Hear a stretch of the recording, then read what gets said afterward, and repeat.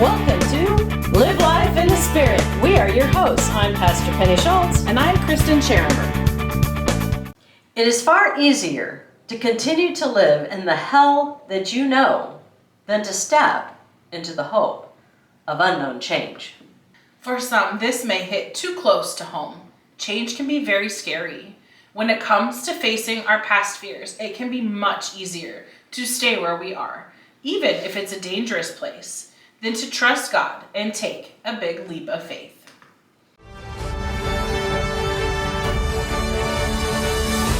Join us as adventurers through God's Word, the Holy Lands, and beyond, exploring the fascinating and the weird, the difficult and the obscure.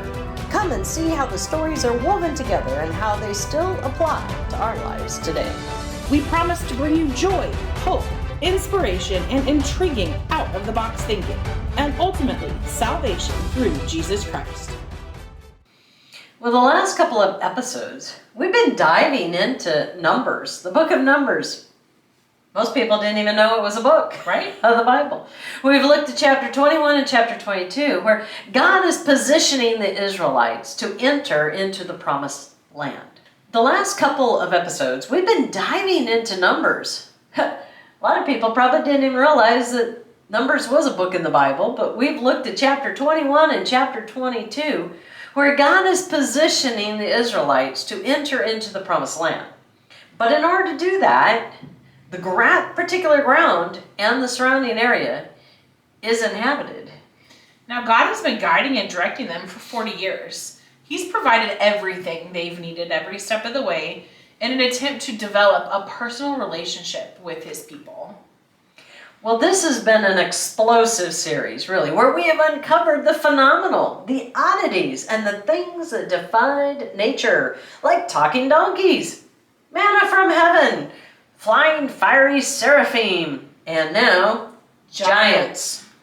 And most importantly, messianic prophecy and foreshadowing millennial prior to Christ's arrival. It doesn't matter if it was the Old Testament or New, or even today. We were all one way before we met God. And I can't help but think of Balaam. After his encounter with both God and Christ, he left change completely different. You cannot have an encounter with the divine and not come away changed. Our shirts commemorate this episode. A little shout out to The Chosen, that's where it's from. I was one way, and now I am completely different. And the thing that happened in between was him. And that him was Jesus. Is Jesus Christ. Today we're diving into that in-between part of Numbers 21 and 22. This is right after the fiery serpents or seraphs that we looked at last episode. And the donkey has yet to talk. God is moving the Israelites up towards the Golan Heights, where King Og of Bashan is reigning. Now, soon they're going to go up and conquer this giant on the Golan Heights. But to do this, they have to pass through the Valley of Shades, which is also known for most of you are probably familiar with, the Valley of the Shadow of Death. That's from Psalms 23. That's right. When it says the Valley of the Shadow of Death, depending on your translation, it will say the Valley of Shades. The Valley of Shades is the Valley of the Rephaim, the disembodied spirits of the Rephaim or Nephilim. If you've heard the Nephilim, that is where the angels saw the daughters of man and they procreated and they had these giants and men of renown. That is shown in that little wonderful verse in Genesis chapter 6, verse 4, that there were men of renown, that there were giants on the earth. And that's where the giants came from. Well, after the flood, and that's why God caused the flood, all the giants drowned, and since their spirits could not go to heaven, right, then they are to wander the earth. And they've kind of settled, mostly at that point in time, in that valley. So when David was talking about the Valley of the Shadow of Death, he was literally talking about the valley where all these spirits hang out. Yeah, hang out. So as they're moving their way up to the Golan Heights, there is a area there that's called Gilgal Rephaim. It's the wheel of the giants. And it is phenomenal. We're going to put a picture here so you can see what it looks like. It's an aerial view. You cannot see and appreciate what the structure looks like unless you're looking from top. Right, because Yeah. we were there and stood on it, and you went in it, That's right. and it was amazing. But when you see it from up above, it's like, wow, it's amazing. It's not what you would think. I mean, it kind of looks like a labyrinth, but we didn't have any problem walking into it. And then the center structure is just a bunch of stones put together, but they're big and they're heavy stones. Yet, they're not all that sturdy. I mean, as we were climbing up there were some that you could put your foot on that didn't move, but the rest of them, it was shifting sand. You didn't know. And you climb all the way up to the top. And then there's this little hole that you have to climb down in. I'm kind of claustrophobic now, ever since I had an MRI. Never used to be, now I am. And I got down there and I thought, oh my gosh, I am not going to be able to do this. And I was like, I am doing this. Okay, all the way this way. I'm doing this. So crawled in there, and inside the center of this area, a lot of people didn't originally know what it was used for. Since that time, a lot of scholars believe that it's actually a necromancy ritual pit. And we saw evidence of that. We did. In fact, when we went, it was March 20th, which was the spring equinox. Yes. And somebody had just been in there the night before we got there and had votive candles that were freshly lit, that they were trying to summons something from the underworld. Now, another place in the Bible that you may be wondering about that talks about this very thing is when Saul goes to find the witch of Endor. Now, you may be saying, yeah, why does the Bible talk about witches and why is he going to witches? That's why. She actually had a necromancy ritual pit. And it was there that she summoned up Samuel's spirit, which, you know, when we thought we knew what we knew, we don't always know what we know. There's a lot about that I don't know. Too many things in the Bible that we say, what do you do with that? Absolutely. And that's one of those. But this was definitely a thing for the pagan tribes in the area. I mean, that's exactly what was going on. So here they're going up to fight Og of Bashan. Now his name Og literally means serpent. Bashan means serpent. Right beside Gilgal Rephaim, and this is really cool because again, it was Doug Van Horn that found this on Google Maps. You don't see it. You literally drive right by it and it just looks like another mound of stone. I mean, You have no idea. But from Google Earth, you can see it. There is a serpent figure all along that, and I'm going to be wrong on the length, but I know it's at least like a mile long. Yeah. It's 25 feet tall. Now, we have one right over here in India, but it's like... It's smaller. Yeah, it's 3 feet high, and it's like a quarter of a mile. But it is there that they buried the giants, that they paid tribute to the giants. There's 140 dolmen on that Serpent Mound. Well, we found that scholars realized that Gilgal Rephaim, that wheel, is a lot older than what we originally thought. 6,000 years old, actually, which is mind-blowing to think that we stood there on something that old. So the original structure below is 6,000 years old. Who built that? Who could have? Who could have? Well, I would say the fallen realm. It's right in their territory. So this inner part, another interesting thing, is King Og. He was a giant. Now he was one of the very giants that the Israelites were scared to death of facing. That's why they didn't want to go into the promised land, because there was giants in the land. I think that's a fair concern. I'd be a little worried. So God spends 40 years making them wander in the desert to build a relationship, to build trust. To take them right back there and say, let's try it again. Exactly, I love that. Yeah, okay. Now, you've had some time to cool your heels. What do you think? They're a little older. Maybe they're a little more crepit. I don't know. Maybe arthritis has set into those giants. Maybe. I think Joshua sort of helped them face that fear head on in that he literally drew a line in the sand. And many of you may have this on a quaint pillow somewhere that says, as for me and my house, we will serve the Lord. But that line in the sand was Joshua saying, I'm going to trust in God and I'm going to fight the giants Who's with me? With me? Without me. With me? Without me. Now, that actually happens after this, because Moses is still alive at this point, but he was not really doing the fighting. Joshua was leading the commanding armies. And Moses would have been, well, it was towards very the end. old. Yes, he was very old. But, okay, here's the thing. When Og of Bashan died, he was 14 feet tall.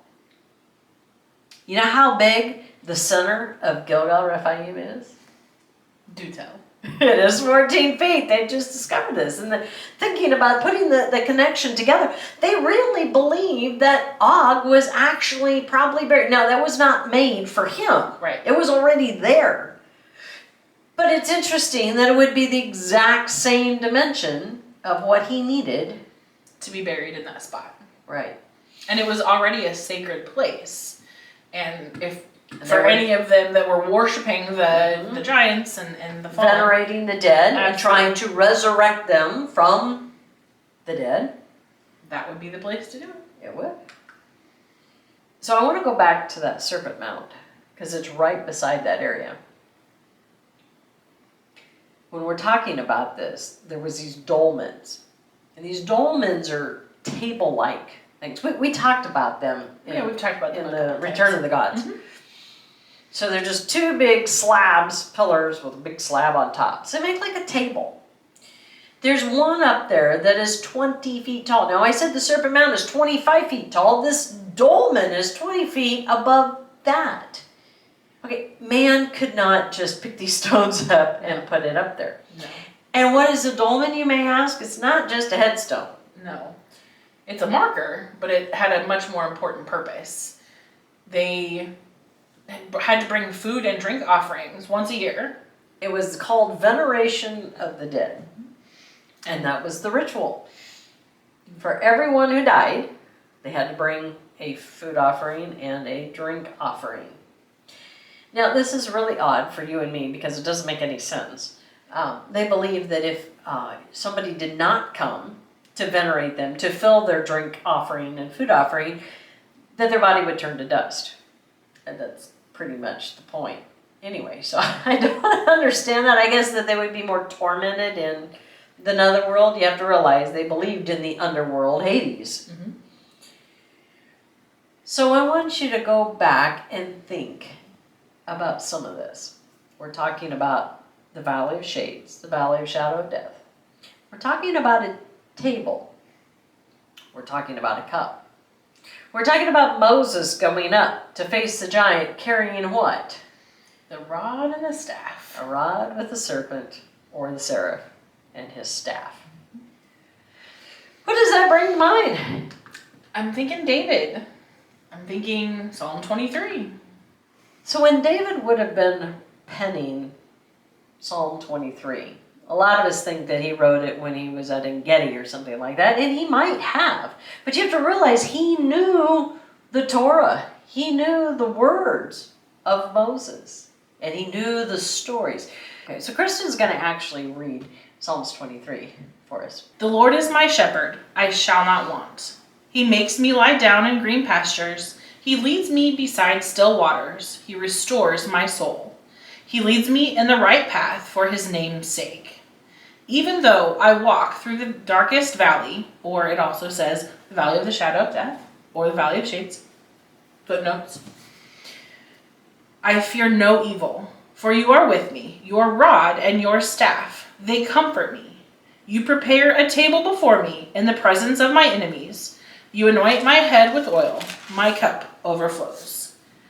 Surely goodness and mercy shall follow me all the days of my life, and I shall dwell in the house of the Lord my whole life long. So there's some really key things there. Yes, they work for David, but when you think about this, in that area, they're going through the valley of the shadow of death.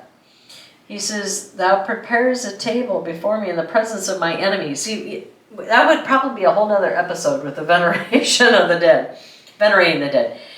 This goes all the way back to even before Abraham's time. This is why Abraham and Sarah had to have a child. They had to have an heir, somebody who was going to do a drink and a food offering. If you did not, you had to find somebody who was willing to do that after you passed away. And it was a big, big commitment. I mean, you couldn't say shirk no on those duties. Right. Point was that you had to keep coming back to fill that cup and to keep. And David is saying, "Thou prepares a table for me in the presence of my enemies." And who are the enemies? It's those disembodied spirits. It can be double meaning. It can also mean Saul and those enemies as well.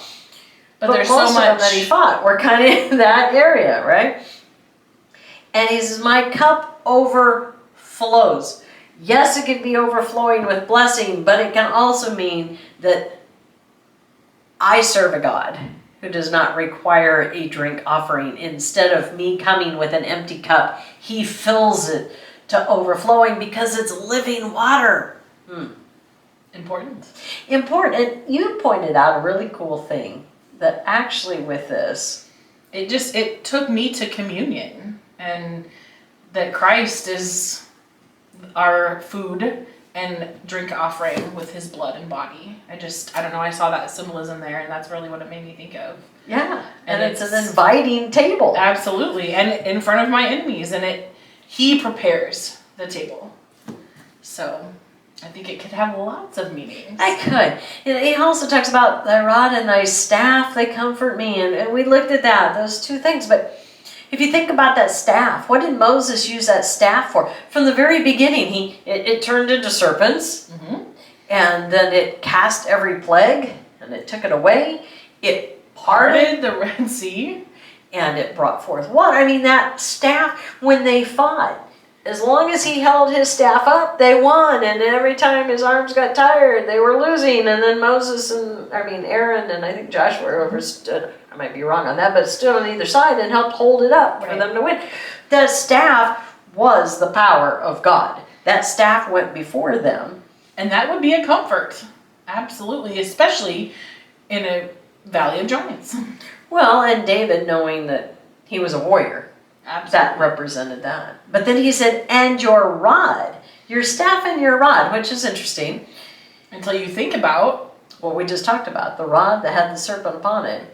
That was foreshadowing of Christ but it was also healing. It was David who said, my Lord said to my Lord. He's talking about God and he's talking about Christ. He had some sort of an idea, the Messianic figurehead beforehand, which is a really neat thing. When he's the only other one that talks about that outside of Balaam.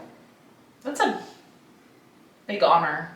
It is. It's a very, very big honor. I think it's kind of cool to think about just briefly the two people that had that honor. Talk about opposite ends of the spectrum. I mean, David, anointed king, Balaam, prophet for hire. Right. God uses us all. He says, and now anointest my head with oil. Of course, they were talking about anointing him as king, but also anointing him in a ministry. Also anointing his wounds, a balm in Gilead. All that was taking place. It just brings so much more meaning to the scripture when you know that. And you know that he knew that, and he was alluding to all of that in these stories.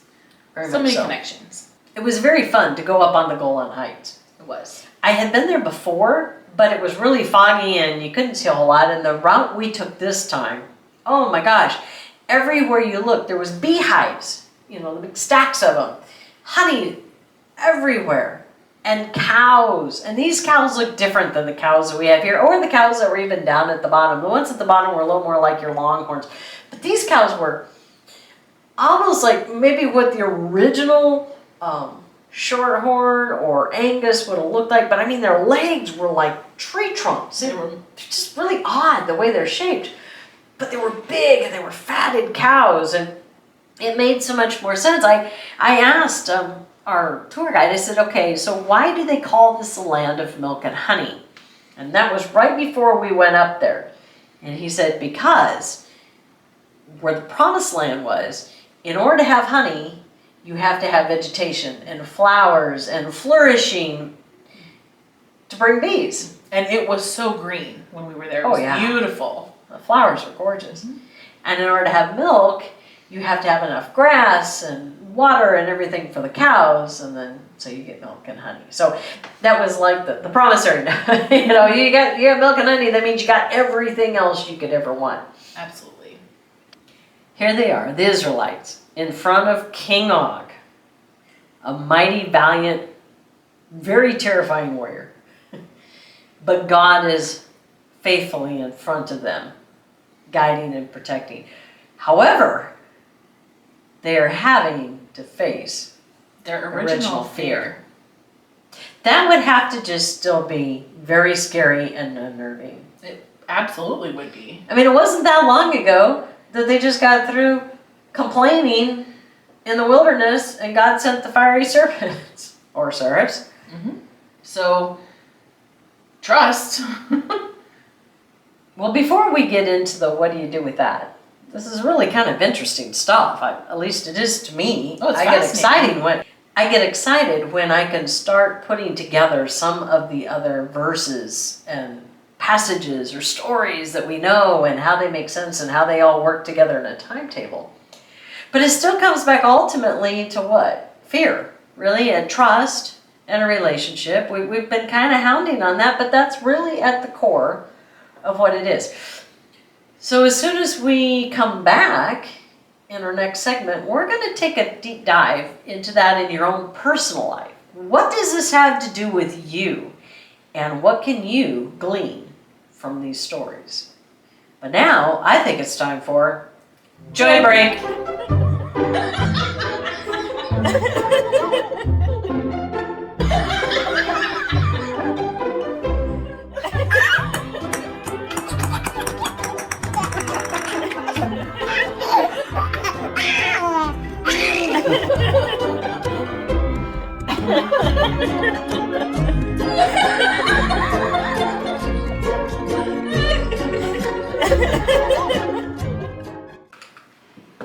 So today I have a couple of stories that I think might bring a smile or maybe even a chuckle. Sherlock Holmes and Dr. Watson go on a camping trip, set up their tent, and fall asleep. Some hours later, Holmes wakes his faithful friend. Watson, look up at the sky and tell me what you see. Watson replies, I see millions of stars. What does that tell you? Watson ponders for a minute. Astronomically speaking, it tells me that there are millions of galaxies and potentially billions of planets. Astrologically, it tells me that Saturn is in Leo. Time-wise, it appears to be approximately 3:15. Theologically, it's evident the Lord is all-powerful and we are small and insignificant.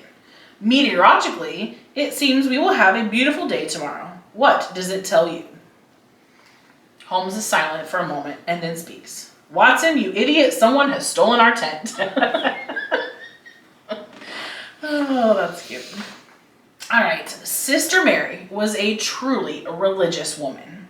Besides her duties as a nun, she was also very active in various hospitals, visiting sick patients and taking care of all their needs. So it was no surprise that one day, when she ran out of gas, the only container she could find to put the gas in was a bedpan. Sister Mary happily walked 2 blocks to the closest gas station, filled up the bedpan with gas, and headed back to her car. Now that's an image, just as a side note. She didn't splash it. I know. Luck would have it that as Sister Mary started tipping the gas into the fuel tank, the traffic light turned red, and she had quite a large audience witnessing this spectacle. Just when she finished pouring in the last drops of gas, a fellow opened up his window and hollered, I swear, if that car starts, I'm becoming a religious man. And 15 people were saved that day. The first beginning ethanol? Methane gas? Natural gas at its best. Yeah. Those are good. Just a little joy, a little humor to brighten your day. And again, we encourage you, if you've got any funny stories that we could put on here, share them with us, or jokes. We would love to have them. We did have a couple of people share jokes with us. We did. I helped DJ a car show, and I petitioned out lots of funny stories, and I did. Unfortunately, I really did not have any that I can still use on these episodes. I have one. You do? Yes. What is the difference between an alligator and a crocodile? I don't know. One of them you see later, and one of them you'll see after a while.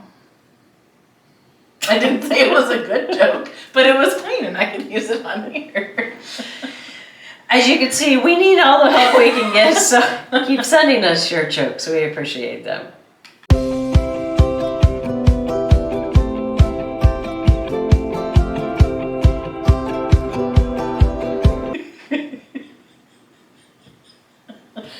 Get you laugh harder at that than your jokes.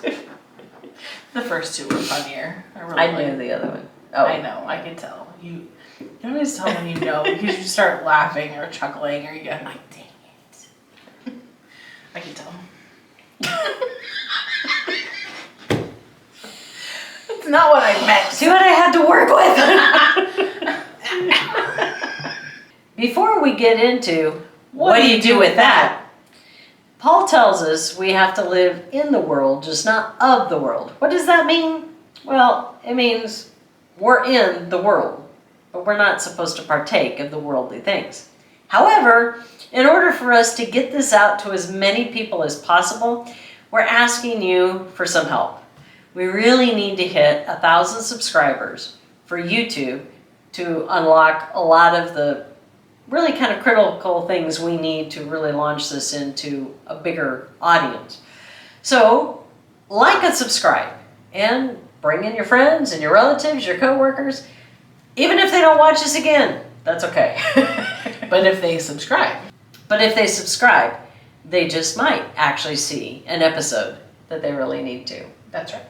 So you can go back and watch or listen to our previous podcasts on YouTube, on our Rumble channel, or the various podcast feeds, iHeartRadio, Spotify, Google Podcasts, iTunes, and many others. And also you can go to our website, livelifeinthespirit.com, and all of that content is accessible, plus our blogs.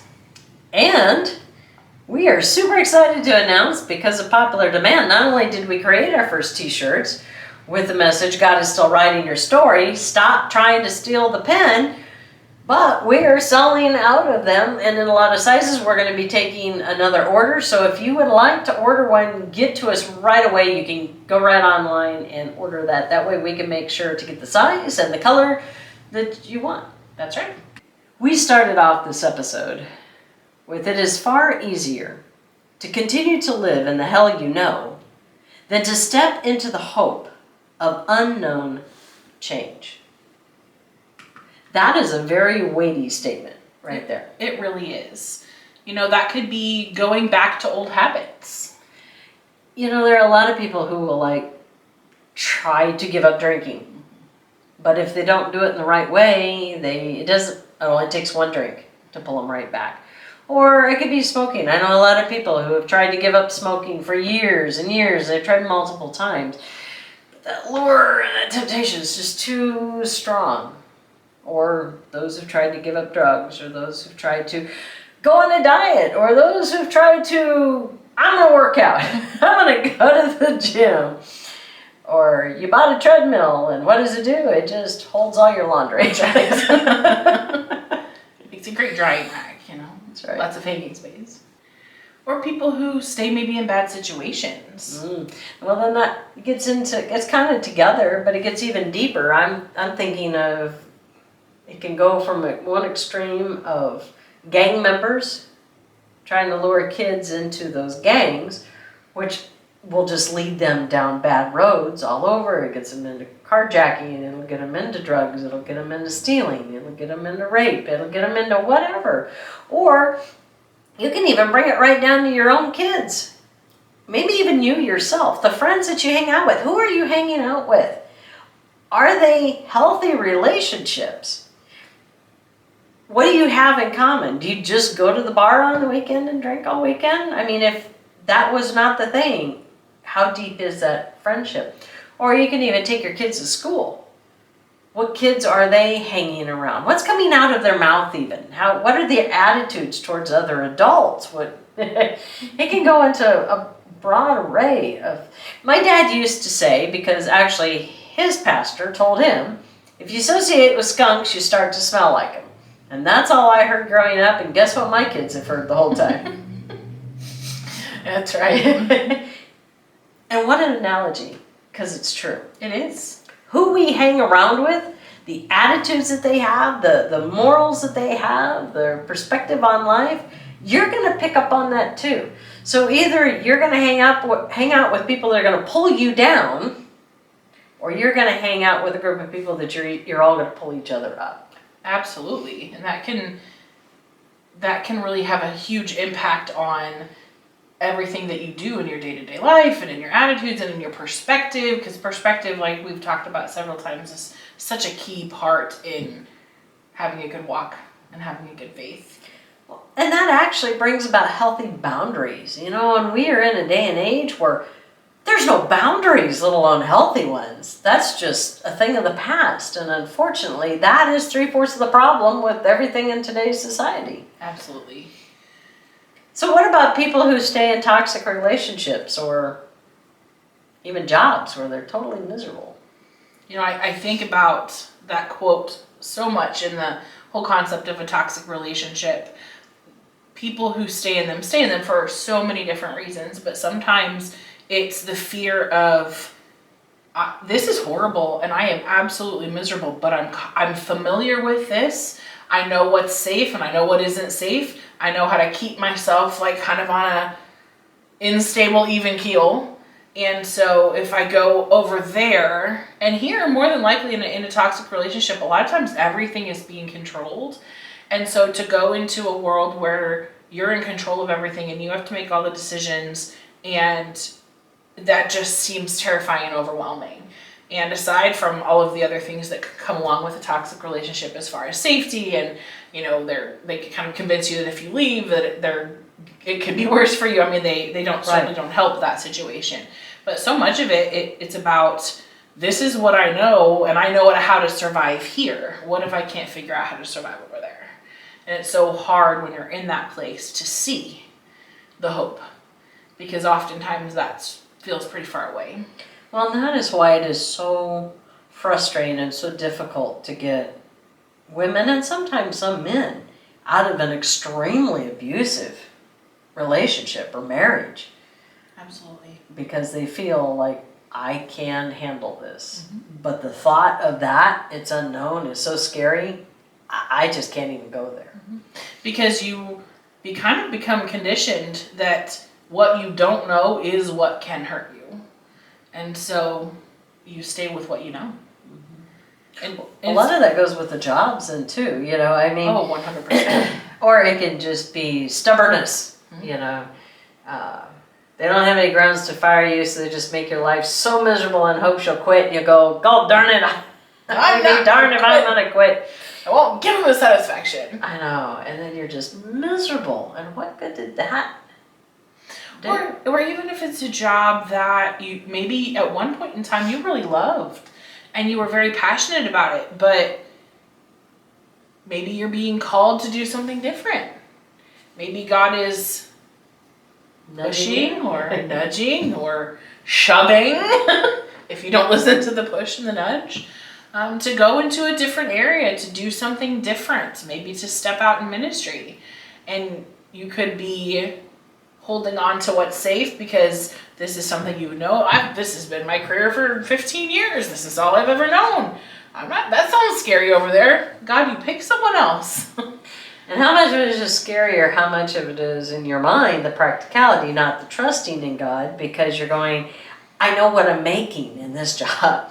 And if I go here where God wanted me to go, I don't even know if there's going to be finances for that, or what are those finances going to look like, or how am I going to pay the bills? It can be very scary. That's that trusting. We're not a whole lot different than the Israelites, are we? Mm-hmm. God is saying, even when there is nothing, I produced manna from nothing. I fed you. I clothed you. I gave you water. That's the one thing they never talk about. The Israelites wandered in the desert for 40 years. Where did they get the clothes? You had people dying, you had people being born, you had people growing, they would have worn out their shoes, their sandals. I mean, there had to be clothes. How did they make it? So in the wilderness doesn't mean that it was just barren desert. There were times when they were by stuff that they could do it. But God provided, is my point. Absolutely. He never left them with nothing. Just a place to grumble and complain. It's interesting when you talk about that, having the courage to do that. It absolutely always makes me think of Indiana Jones. I love that movie. And the Last Crusade. And he has to take a leap of faith in order to move on to find the Holy Grail. And which probably does not exist as a legend. However, that part in the movie is very poignant and very well done, because it looks as if he's standing in front of this massive chasm, and he literally just closes his eyes, puts his foot out, and steps. And once he steps, all of a sudden, what he couldn't see was that there's a big beam that he's able to walk across. But to do that it's a leap of faith for sure. So think about that then, when he could not see what was invisible to him before it became visible. Think of Balaam on the donkey. When it had been invisible, the angel with the sword became visible when God opened his eyes. Now, here's the neat thing. We were actually there at the treasury, but I gotta say, it was just for the movie. That's kind of the bummer. Mm-hmm. You can't even go in, and it's shallow, and it's not even a treasury. In fact, they thought there was a fortune there, and it ended up being nothing. Right. It's just a lot of work and rock, really. But it was really cool to stand there. Yeah, it was cool to come around and see that. Yeah, but there's no Knights Templar, so that was a little disappointing. I know my dad talks about that a lot, when God had called him when he was a lot younger. But he kept ignoring God, telling him, when my kids get out of school, when my kids get out of college. There was always some reason why he couldn't do it. Most of it was scary because of finances. But I know that he's not alone. There are many, many that have done that for years, that have run from God when he's asked them to take a turn. I could say that I was in that category for sure in a couple of different areas, but specifically doing something in the ministry. I've had several different times earlier in my life where I felt called or pushed or gently nudged in that direction, and I did start kind of exploring a little bit, and then there would be some bumps in the road or something would come up, and it was a good excuse to veer off, because I truly didn't feel, I don't know that worthy was the right word, but I didn't think I knew enough. I didn't think I was educated enough. I didn't know the Bible well enough. And it was like, well, maybe if I can get to the point where I feel like I know those things, then I'll be ready. Eventually jump in.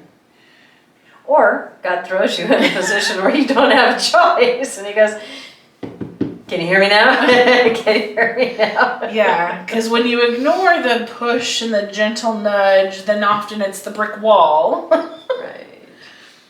That's okay. That's why I'm here. So my question to you, the listener, watcher, is what giants are you facing right now?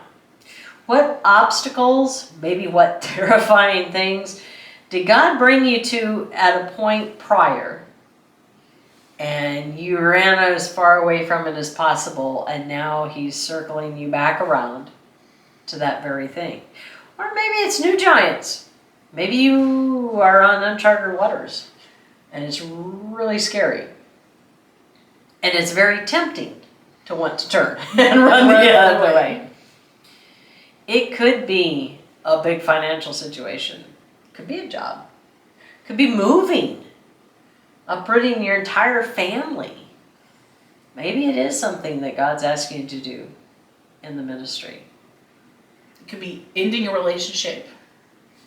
Changing who you're spending time with. or what you're investing your time in. Or maybe a medical situation that comes with a lot of choices and decisions that could change not just your life, but your family's lives as well.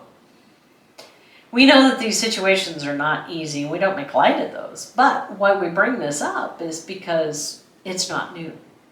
As Jesus said, there's nothing new under the sun. He asks all of us to take that leap of faith, to trust and obey.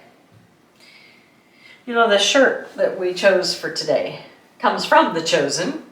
It's from Mary Magdalene. After the first and second episode, she's talking to Nicodemus, and she says, I was one way, and now I am completely different. And the thing that happened in between was him. And who is him? Jesus Christ. You cannot have an encounter with God or Christ and not come out changed. We've all gone into this one way. So what I want you to ask yourself is, have you had that encounter? So many say that they are born again, they have accepted Christ, or that they're Christians, yet their behavior, their attitudes, they haven't changed. Nothing has changed. And when you have accepted Christ and you are filled with the Holy Spirit, that encounter leaves you changed. Change is good if it's led by the Spirit. That is why we picked Live Life in the Spirit, because truly a life lived in the Spirit is a life lived well. And it's a life lived within God's path. And if we are in that path and we have God with his rod and his staff ahead of us, it doesn't matter if we're walking through the valley of the shadow of death. It doesn't matter if we are facing giants. It doesn't matter if we think we have nothing or we're grumbling. God is all we need. And I don't say that cliche. He has proven time and time again with every man, woman, and child in this holy book and everyone you've ever talked to and encountered, if they have totally surrendered to God and allowed him to work his will in their lives, oh, they come out changed. And they come out victorious. And that's what happened to these Israelites. They didn't get squashed by the giants. No, they totally went in and annihilated them, and they killed Og of Bashan. That's pretty amazing. It really is, given the size of the giants and what they were facing. So no matter how big your giants are today, just know that God is with you. And we kind of hope that going back and giving you some of the meat and potato stuff, learning about this, it's really cool. Just like, maybe not serpents, but seraphs and a talking donkey and giants. What does that mean to our life? Because when you know these things and you can start applying them, once you know, you can't unknow. So our charge to you is go out and tell others about these fun things in the Bible, because I have a feeling that there are many of your friends and acquaintances out there that are facing their own giants, and right now they're needing some spirit-filled hope. And maybe you can just be that shining ray in their lives today. Amen. And until then, bye.